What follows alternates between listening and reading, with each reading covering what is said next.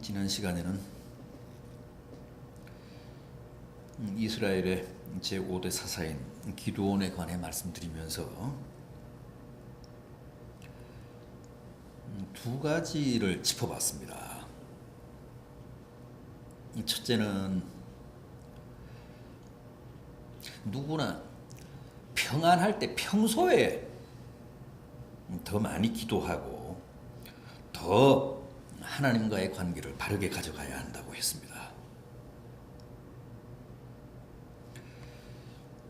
이스라엘은 언제나 일이 터지고 나서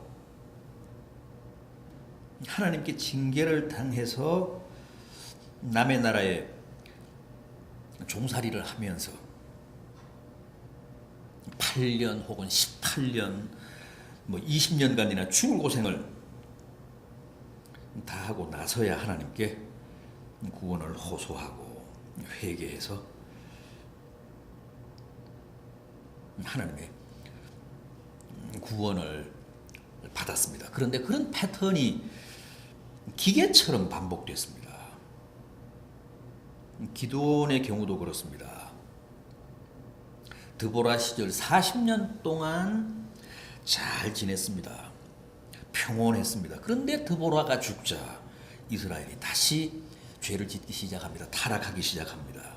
그래서 하나님이 이스라엘을 미디안 손에 붙이셔서 7년 동안 온갖 고생을 다하게 하십니다. 약탈을 당하고 압제를 당하고. 그러자 이스라엘이 다시 회개합니다. 하나님께 구원을 호소했습니다. 그래서 하나님이 기드온을 부르신 겁니다. 기드온을 제5대 사사로 세우신 겁니다. 그러나 이미 그때는 미디안에게 너무나도 많은 것을 다 잃은 뒤였습니다. 빼앗긴 뒤였습니다. 그래서 사전에 바르게 살고 사전에 더 열심히 하나님께 다가가고 또 기도하자는 거죠. 사후에 구원해 달라고 기도하기보다는. 다음은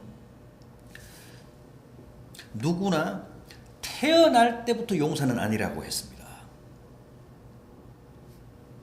겨우 300명 용사로 적군 13만 5천을 섬멸했던 기드온이었지만 기드온도 처음부터 그렇게 전설적인 지휘관은 아니었습니다. 오히려 처음에는 내성적이고 소극적이고 또 조금은 비겁한 사람이었습니다. 숨어서 타작을 했고 하나님의 소명을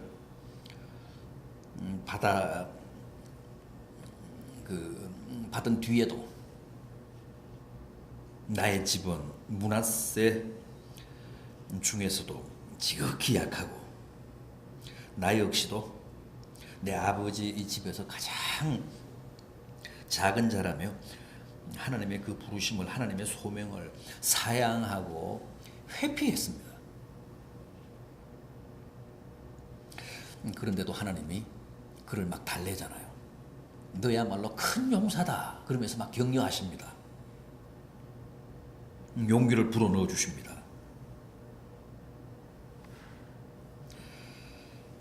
사실 그래서 기드온이 정말 큰 용사가 된 겁니다. 전설적인 지휘관이 된 겁니다.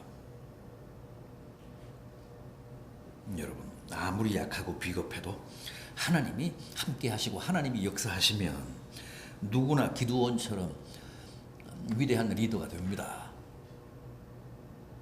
이 기드온의 얘기에서 우리가 그 점을 놓쳐서는 안 된다는 거죠. 새롭게 기드온처럼 거듭날 수 있다는 겁니다. 하나님이 역사하시면. 자, 오늘도 지난 시간에 이어서 본문을 통해 몇 가지를 더 생각해 보겠습니다. 신자는 누구나 자기부터 변화되고 개혁되어야 한다고 합니다. 오늘 우리가 함께 본 본문 25절 26절 보십시오. 그날 밤에 여호와께서 기드온에게 이르시되 내 아버지에게 있는 수소 곧 7년 된 둘째 수소를 끌어오고 내 아버지에게 있는 발의 제단을 헐며 그 곁에 아세라상을 찍고 또 이 산성 꼭대기에 내 하나님 여호와를 위하여 규례대로 한 제단을 쌓고 그 둘째 수소를 잡아 내가 찍은 아세라 나무로 번제를 드리라.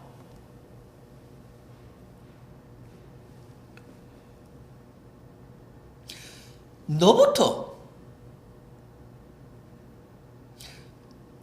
내 집의 모든 우상을 체결하라는 겁니다.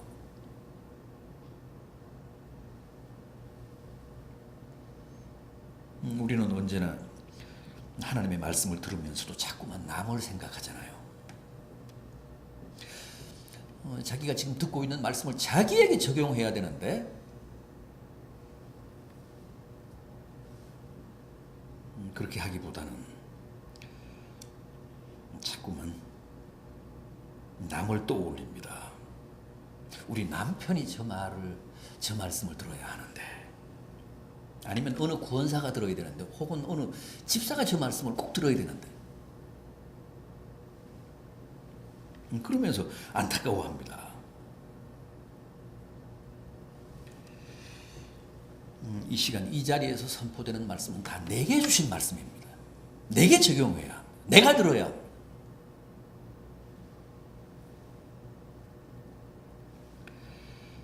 그런데도 우리는 항상 남을 생각하고 남에게 적용하기 때문에 정작 자기는 변화되지 않습니다. 여러분, 나부터 회개해야 합니다. 나부터 변화되어야 합니다. 다윗과 사울의 큰 차이 중에 하나가 뭡니까?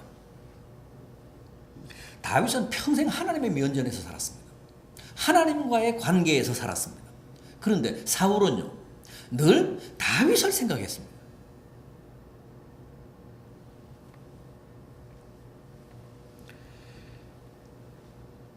다윗은 평생 하나님을 상대하며 살았고, 사울은 평생 다윗을 대적하며 살았습니다.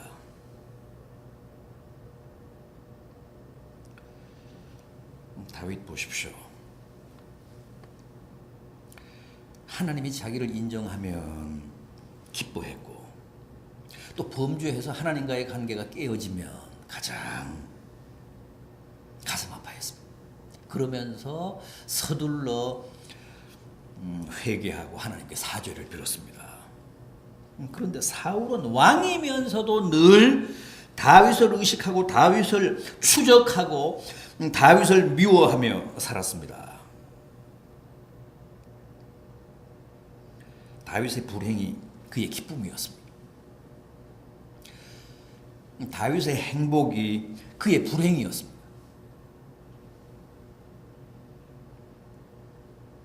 다윗처럼 살아야 합니다. 하나님 앞에서 살아야 합니다. 하나님의 말씀 앞에서 자신을 성찰하며 자신을 개혁하며 살아야 복된 인생이 됩니다. 자, 그렇다면 성도가 자기 개혁에서 제일 먼저 손대야 할 부분이 뭘까요? 하나님이 기드온에게 명령하신 첫 번째 자기 개혁의 과제가 뭐였습니까?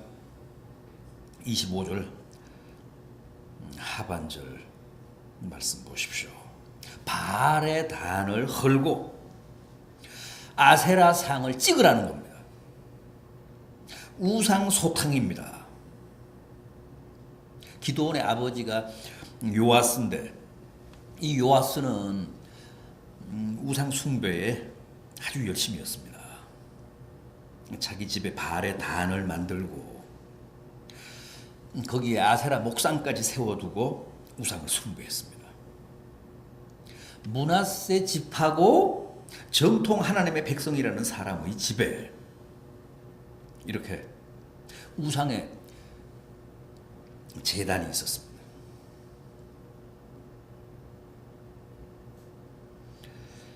그런데 기드온의 집만 이랬겠습니까?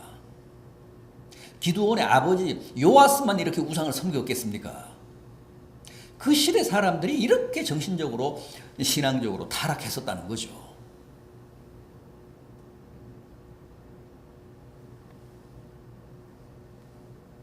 하나님의 택함을 받은 이스라엘 사람들이, 이스라엘 백성들이 이렇게 형편없었습니다. 오늘날도 마찬가지입니다. 이름만 바뀌고 대상만 달라졌지 지금도 우리 믿는 자 안에는 여전히 각종 바알의 제단이 있고 아세라 목상이 있잖아요. 절대 우리 안에는 바알의 제단이 있어서는 안 되고 우리 안에 아세라 목상이 있어서는 안 되는데 없지 않아 있지 않습니까?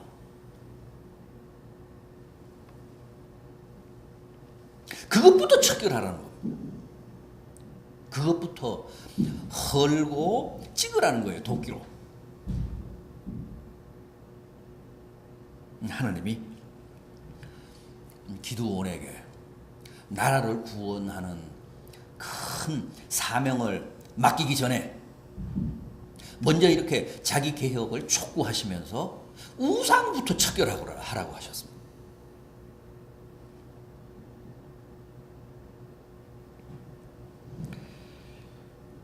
하여간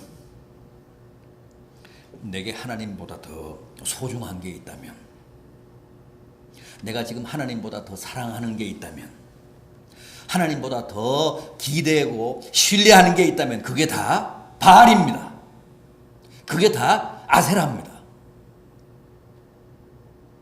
그 우상의 단을 헐고 아세라 목상을 도끼로 찍으라는 거예요.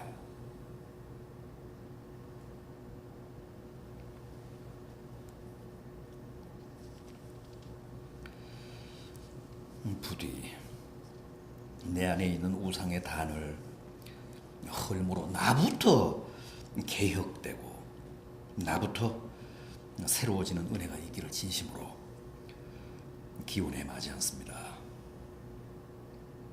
그게 기드온에게 명하시고 기드온에게 바라신 하나님의 당부였습니다.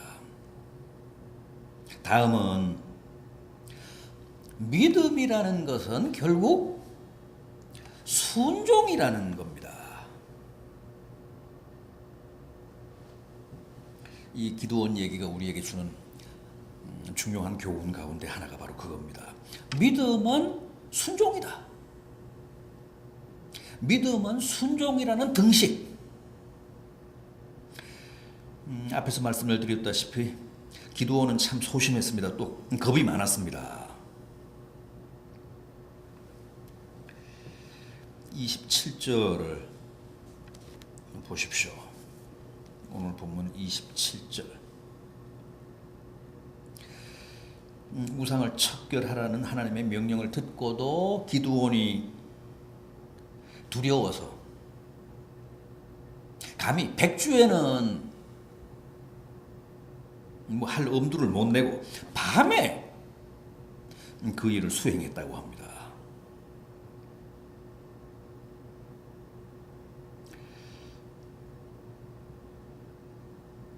겁이 나서 낮에는 비록 우상을 척결하지 못했지만 떨면서라도 밤에 우상을 척결함으로 하나님 말씀에 순종했습니다.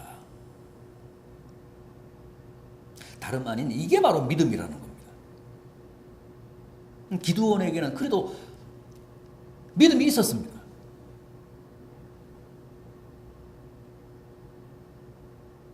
두렵지만 부담스럽지만 내게는 그게 너무나 벅차서 도저히 나 혼자는 할 수가 없고 10명이나 되는 종까지 동원해서 그 일을 했지만 그래도 하나님이 명하신 것이기 때문에 기드온은 순종했습니다.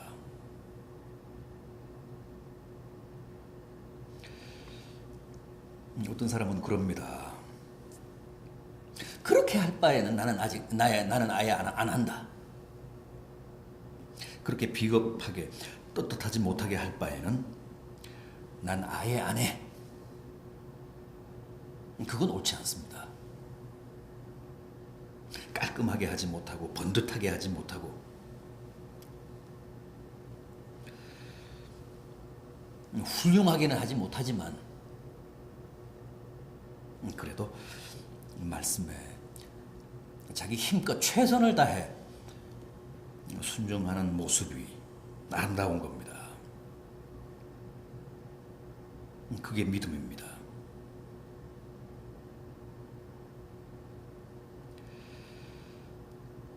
여러분, 그게 무엇이든 걸작을 만들려고 하시지 말고 어설프고 세련되지는 못해도 부족한 대로 힘껏 주님 말씀에 순종하는 거기에 축복이 있습니다. 또 그게 믿음입니다. 기드온의 얘기는 그 사실을 우리에게 역설하고 있습니다. 28절 29절을 보십시오. 성읍 사람들이 아침에 일어나서 깜짝 놀랍니다. 그래서 난리 법석을 떨었습니다. 발에 제단이 회파되고 그 단 곁에 서 있던 아세라상이 도끼에 찍혔습니다. 탐문해 보니까 그게 바로 기드온의 소행이었다는 거죠. 30절을 보면 분노한 사람들이 기드온을 끌어내 죽이려고 합니다. 성읍 사람들이 요아스에게 이르되 내 아들을 끌어내라. 그는 당연히 죽을지니 이는 발의 제단을 파괴하고 그 곁에 아세라를 찍었음이니라.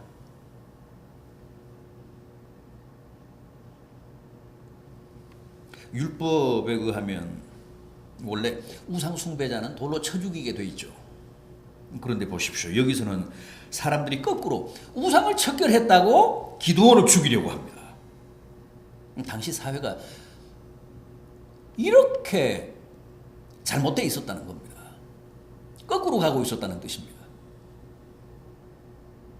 우상을 숭배하는 자를 돌로 쳐 죽여야 되는데 우상을 척결했다고 기드온을 끌어내 죽이겠다고 합니다.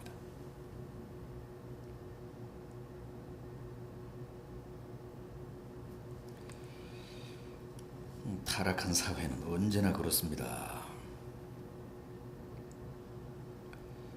그래서 오히려 제대로 사는 사람, 정직한 사람을 바보로 취급합니다. 질서를 지키며 사는 사람이 오히려 비난을 듣고 욕을 먹습니다. 기드온이 바로 그런 위기에 지금 몰렸습니다. 정신적으로, 영적으로, 신앙적으로 병든 사람들이 길길이 뛰면서 기드온을 죽이겠다고 합니다. 위협합니다. 그때 기드온의 아버지 요아스가 나섭니다. 요아스는 자신도 누구보다도 열렬한 우상 숭배자였지만은 사람들이 자기 아들을 죽이려 하자 아들을 변호하고 나섰습니다. 요아스의 대중 연설이 아주 기가 막힙니다. 유머와 기지가 넘칩니다. 31절을 보십시오. 요아스가 자기를 둘러선 모든 자에게 이르되 너희가 바알을 위하여 다투느냐? 너희가 바알을 구원하겠느냐? 그를 위하여 다투는 자는 아침까지 죽임을 당하리라. 바알이 과연 신일진데 그의 제단을 파괴하였은즉 그가 자신을 위해 다툴 것이니라.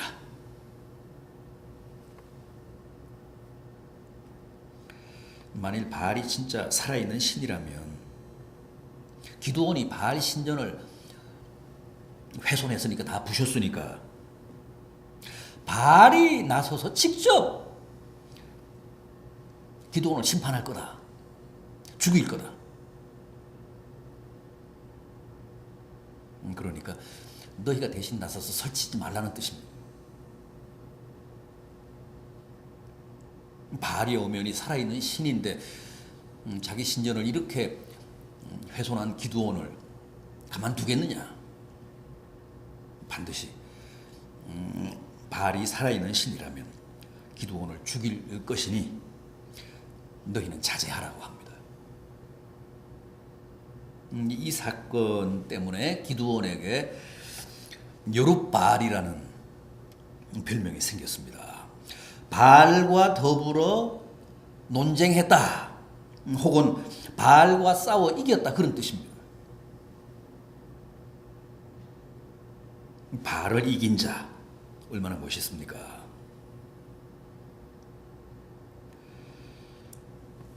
보십시오. 작은 싸움에서 이기면 작은 승리자가 되지만 비록 힘에 겹고 벅차지만 큰 싸움에서 이기면 이렇게 큰 승리자가 됩니다. 용기도 없고 자신도 없고 힘도 없었지만 하나님의 명령에 순종해서 밤에 가서 그것도 종들의 도움을 받아 우상의 단을 헐고 나자 이렇게 여룻바알이라는 영예로운 큰 이름이 기드온에게 주어졌습니다. 하나님이 큰 용사여 그랬잖아요. 나는 작은 사람입니다. 그래도 하나님이 너는 큰 용사다. 큰 용사에 걸맞는 여룻바알이라는 새 이름이 주어졌습니다. 바알과 겨루어 이겼다. 바알과 싸워서 이겼다. 여룻바알.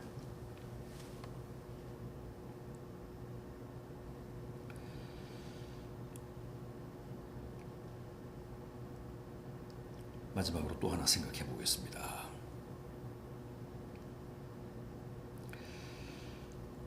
하나님을 시험하는 것은 못난 짓이라는 겁니다.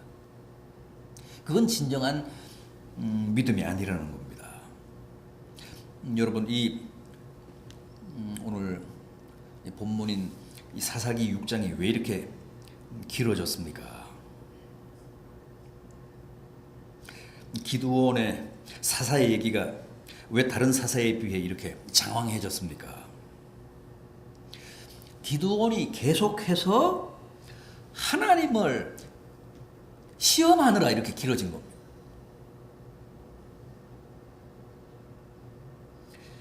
오늘 본문 36절 이하에는 유명한 양털 시험이 나옵니다. 하나님이 여기 양털이 있습니다.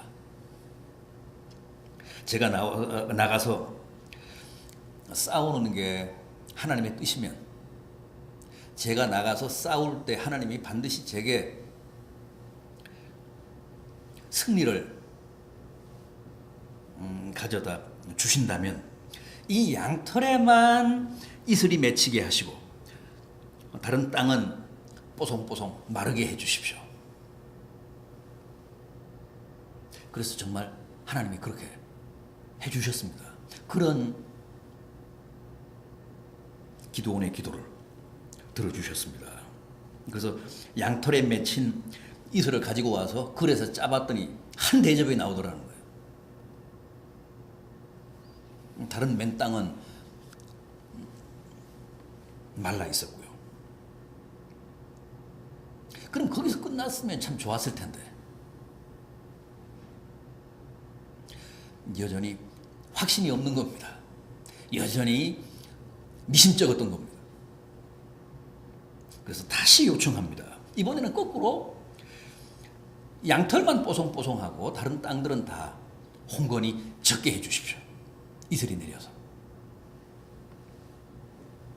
이번에도 하나님이 또 들어주셨습니다. 하나님의 인내심은 대단하십니다. 성경은 하나님을 시험하지 말라고 했잖아요. 주님도 보지 않고 믿는 자가 더 복되다고 하셨습니다. 도마에게.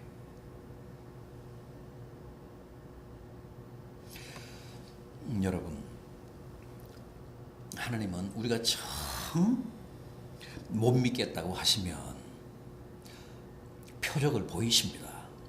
표징을 보이십니다. 지금 여기 기드온의 얘기에서도 그 부분이 분명합니다. 2번씩이나 하나님이 기드온의 기도를 들으사 표적을 보이셨습니다. 표적을 안 보고는 못 믿겠다면 이렇게 표적을 보이시면서까지 확신을 주십니다.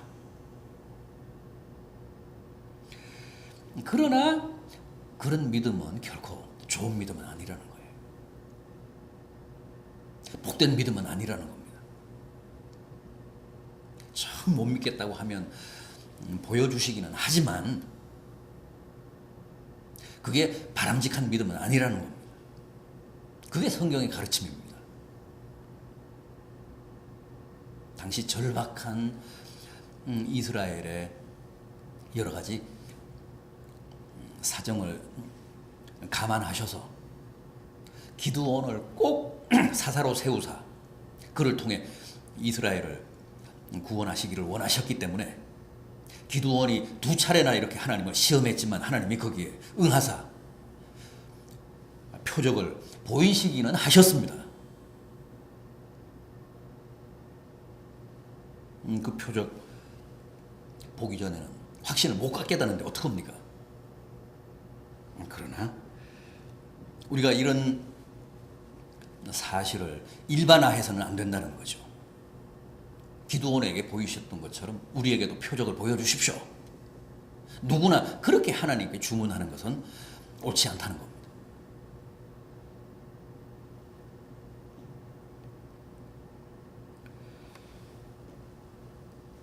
보지 않고는 못 믿겠다 그랬던 도마에게도 자 와서 봐라.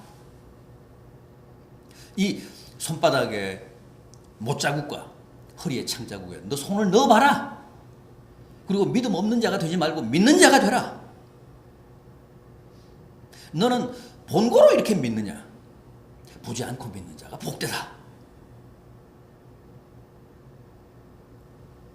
증거를, 표적을 보이시면서도 주님은 도마에게 그렇게 책망하셨습니다.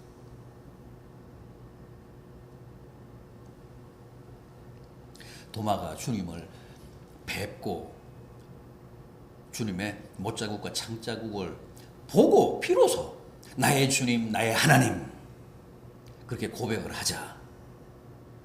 너는 나를 본고로 그렇게 신앙 고백을 하느냐? 보지 않고 그런 신앙 고백하는 자가 복되다.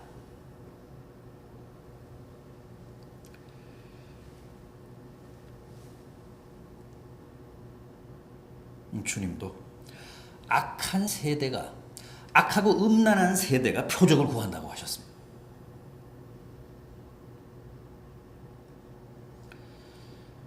신비한 표적보다는 말씀으로 믿으시기 바랍니다. 말씀으로 확신을 가지시기 바랍니다. 표적을 붙들 게 아니라 말씀을 붙잡고 씨름하시기 바랍니다. 말씀이 우리 믿음의 진정한 근거가 되어야 합니다.